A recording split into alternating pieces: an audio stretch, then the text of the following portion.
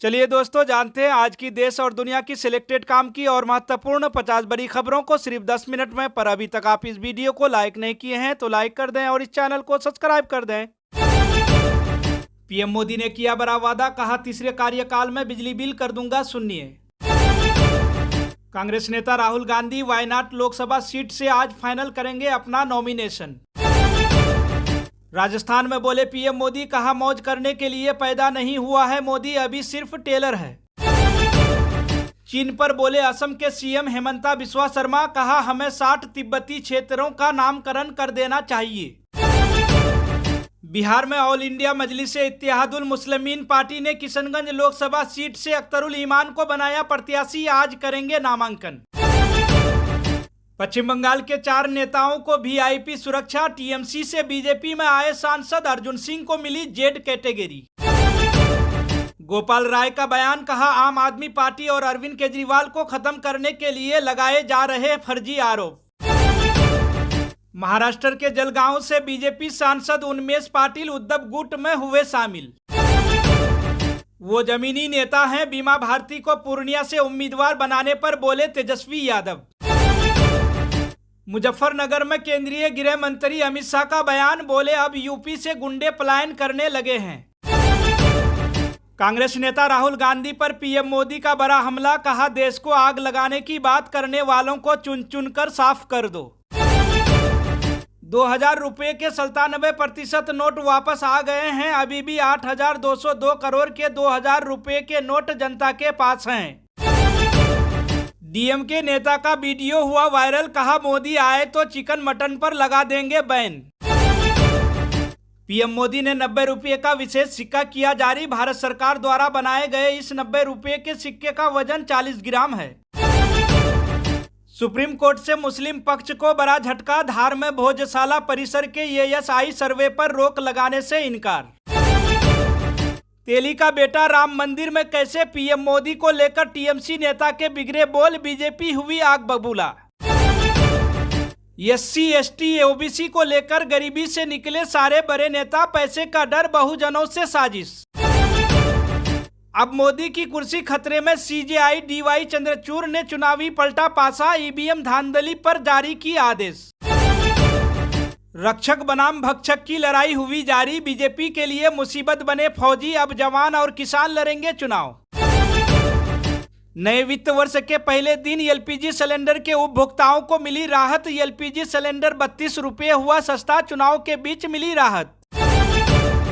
शराब घोटाला पर आम आदमी पार्टी की कई संपत्तियां कुर्क करने की तैयारी, एएसजी ने कोर्ट में दी जानकारी।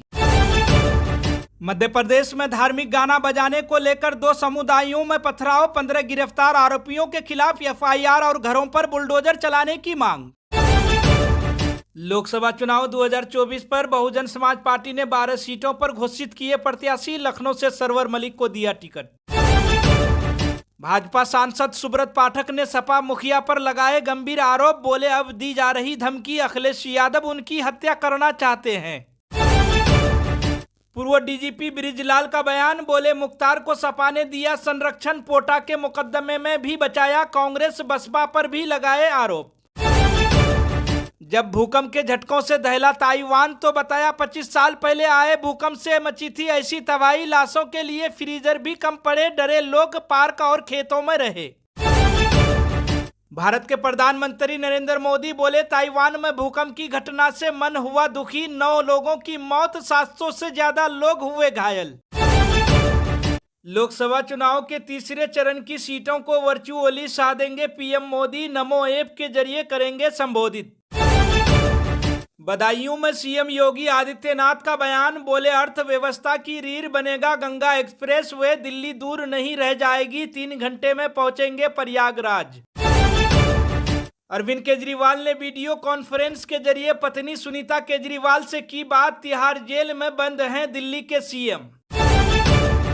गुजरात के केंद्रीय मंत्री रूपाला के बयान पर पूर्व सीएम शंकर सिंह वाघेला ने चेताया, कहा भाजपा कार्यालयों पर लग जाएंगे ताले।